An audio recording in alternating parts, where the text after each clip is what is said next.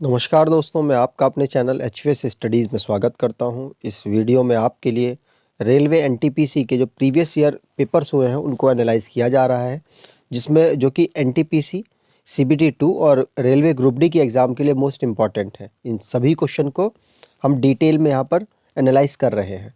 अगर आप इस चैनल पर पहली बार आए हो तो आपसे अनुरोध है, चैनल को सब्सक्राइब कर लीजिए। वीडियो अच्छी लगेगी तो वीडियो लाइक करके ज़रूर जाइएगा। चलिए स्टार्ट करते हैं। पहला क्वेश्चन है, ये क्वेश्चन आया हुआ है, in computers what does ALU stand for. तो एएलयू की फुल फॉर्म यहाँ पर आपसे पूछी जा रही है, तो आंसर यहाँ पर हो जाएगा एएलयू की फुल फॉर्म होती है अरिथमेटिक लॉजिक यूनिट। यहाँ पर सी ऑप्शन सही हो जाएगा और आप इसे लगाकर आगे बढ़ जाएंगे। कंप्यूटर की जो स्मार्ट फॉर्म है, जैसे सीपीयू, ये इसकी फुल फॉर्म पूछी गई, जैसे कि रैम इसकी फुल फॉर्म पूछी गई, रोम इसकी फुल फॉर्म पूछी गई। तो आपको ये सारी फुल फॉर्म्स भी पढ़नी है। सीपीयू की फुल फॉर्म क्या होगी? Central processing unit. रैम की क्या होगी? Random access memory. रोम की क्या होगी? Read only memory. तो इस तरीके से सारी आपको जो इनकी शॉर्ट फॉर्म्स हैं उनकी फुल फॉर्म आपको पता होनी चाहिए। अगला क्वेश्चन है, the book titled social harmony is written by. तो सोशल हार्मनी एक बुक है, इसको किस के द्वारा लिखा गया? तो आंसर हो जाएगा, इसको नरेंद्र मोदी जी के द्वारा लिखा गया था। तो ये बुक पूछी गई, आपको ये बुक भी ध्यान रखनी है। अगला क्वेश्चन है, BJP had won how many seats in Lok Sabha election 2019। तो सोचिए 2020 में पेपर होता है आपका, कब होता है? दिसंबर में पेपर होता है। उसके बाद की जो शिफ्ट थी वहां पर ये क्वेश्चन पूछा गया। तो समझ रहे हैं, मतलब यहां पर एक साल से ज्यादा का करंट अफेयर पूछा जाता है और जो इंपॉर्टेंट पॉइंट है वो तो एक साल से ज्यादा में भी पूछा जाता है। तो आपको याद रखना है, ये इंपॉर्टेंट पॉइंट था जो आपसे पूछा जा सकता है, बहुत सारे एग्जामों में पूछा भी गया। तो सिर्फ बीजेपी की बात की गई है, तो अकेले बीजेपी ने यहाँ पर 303 सीटें जीती और बीजेपी की जो अलायंस है, एनडीए जिसको कहते हैं, उसने 354 मतलब 350 से ज्यादा सीटें जीती थी। आगे बात करें, अगर आप स्टैटिक जीके परचेज करना चाहते हैं, स्टैटिक जीके की ई बुक, तो आप इस बुक को प्रेफर कर सकते हैं, क्योंकि इसमें ऑलमोस्ट सारे जो टॉपिक हैं, जो चैप्टर्स हैं, उनको हमने यहाँ पर कवर किया हुआ है और आपके आने वाले एग्जाम के लिए भी मोस्ट इंपॉर्टेंट ये हो जाएगी। अगर आप इसको एक बार रीड कर लेते हैं और अगर आपके पास टाइम मिलता है, शॉर्ट करके आप जो क्वेश्चन नहीं आ रहे हैं उनको दोबारा से रीड कर लेंगे, तो आपको एग्जाम में बहुत बेनिफिट मिलेगा। अपडेटेड आपके लिए बनाई गई है। डिस्क्रिप्शन बॉक्स में लिंक दे रखा है, वहां से आप इसको परचेज कर सकते हैं। और कोई प्रॉब्लम हो तो आप इस मेल पर, या आपको दिख रहा होगा hvsstudiesofficial@gmail.com, मैं हटा देता हूं, इस पर आप मेल करके अपनी प्रॉब्लम को सॉल्व करा सकते हैं।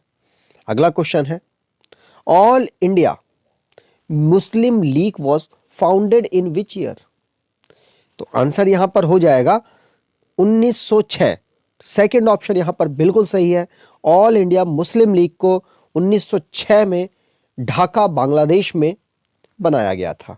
ठीक है, यहां पर बात करें तो देखिए 1906 में ढाका बांग्लादेश में इसको बनाया गया था। उस समय बांग्लादेश नहीं बना था।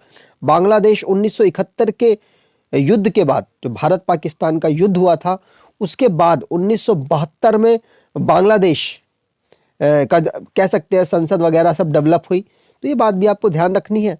तो उस टाइम पर ढाका बांग्लादेश तो नहीं था, ढाका था। तो ढाका में 1906 में इसको बनाया गया था और हेडक्वार्टर इसका लखनऊ में है। ये बात आपको ध्यान रखनी है। फाउंडर बहुत सारे थे, लेकिन पूछे आपसे सिर्फ अली जिन्ना, आगा खां थर्ड और ख्वाजा सलीमुल्लाह और हाकिम अजमल खान, वकार उल मुल्क। लेकिन आपको सिर्फ ये दो याद रखने हैं, ये दो क्वेश्चन में पूछे जाते हैं। ठीक है, चलिए आगे बात करें।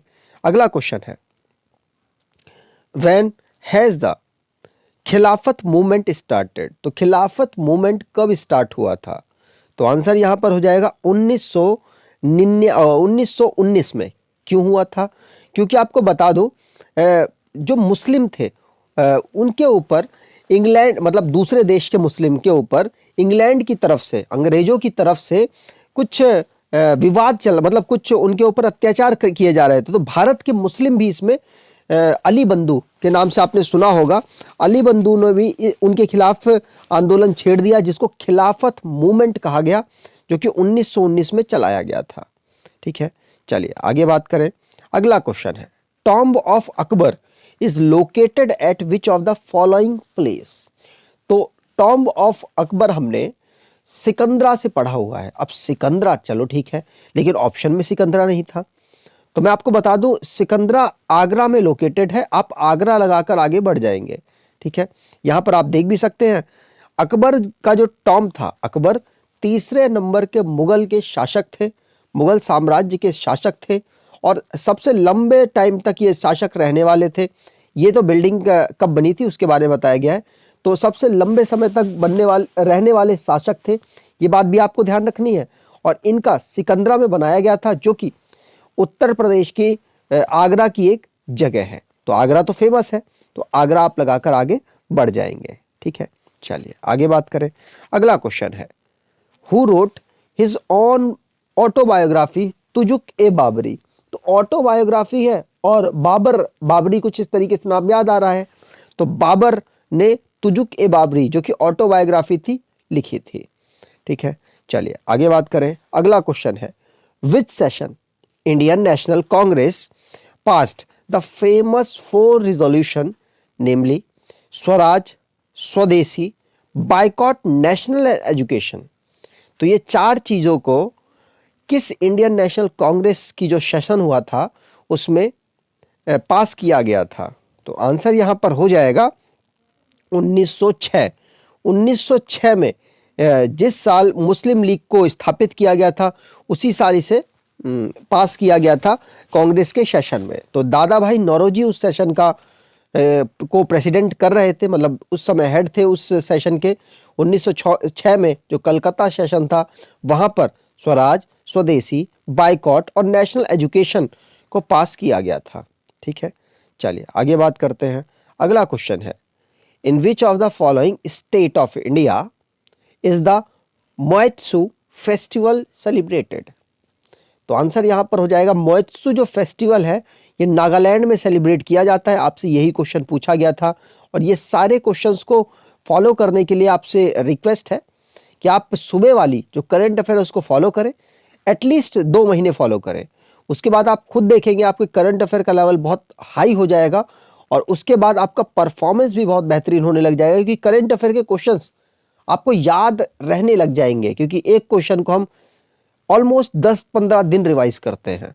ठीक है, क्योंकि एक ही वीडियो में आपको सिर्फ 18 से 19 मिनट आपने निकालने हैं। फास्ट करके वीडियो को देख लेंगे तो 15 मिनट में आपकी वीडियो खत्म हो जाएगी। उसमें आपको एटलीस्ट 50 क्वेश्चन कराए जाते हैं विद रिवीजन। रिवीजन फैक्टर वहां पर सबसे ज्यादा इंपॉर्टेंट है। आगे बात करें। अगला क्वेश्चन है, during which of the following viceroy window remarriage act was introduced. तो रीमैरिज एक्ट को किसके समय पर इंट्रोड्यूस किया गया था? तो आंसर तो यहां पर हो जाएगा क्या, लॉर्ड डलहौजी। लॉर्ड डलहौजी के समय पर इंट्रोड्यूस किया गया था, पास किया गया था। किसके समय पर? लॉर्ड कार्नवालिस के समय पर। ठीक है, 1956 की बात है ये। Kamet peak is the highest point in which of the following ranges. तो कामेट पीक जो कि इंडिया के नॉर्थन पार्ट पर और चाइना के तिब्बती जो पार्ट है वेस्टर्न पर, वहां पर ये पड़ता है। तो ये जंस्कार की हाईएस्ट पीक है, जंस्कार की हाईएस्ट पीक है। तो सी ऑप्शन यहां पर सही हो जाएगा। नॉर्थ इंडिया और वेस्टर्न तिब्बत जो कि चाइना का पार्ट अब हो चुका है, वहां पर ये पड़ता है। ठीक है, अगला क्वेश्चन है, when was goods and service tax introduce in India.